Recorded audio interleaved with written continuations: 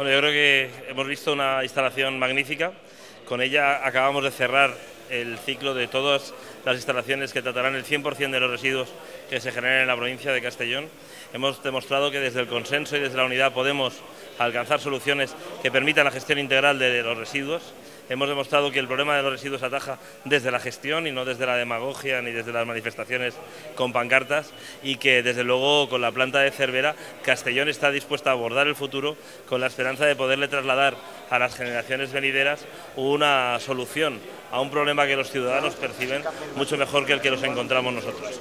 Lo más importante es que ya la obra está finalizada, que en el plazo de no más allá de un mes y medio vamos a entrar en las primeras pruebas de gestión y que con toda seguridad a principios del año que viene la planta podrá estar en funcionamiento. Y estamos hablando que esta planta, junto con la de Honda y la de Algimia, va a ser capaz de cubrir todas las expectativas de lo que generen los 600.000 habitantes de esta provincia, dando una gestión sostenible, eficaz y obteniendo al final la solución al problema que el ciudadano percibe, y es resolverle la gestión de los residuos al menor coste posible. Ese es el objetivo desde el que estamos trabajando con todos los consorcios y desde luego es el objetivo que hoy hemos constatado en esta visita a la planta de Cervera.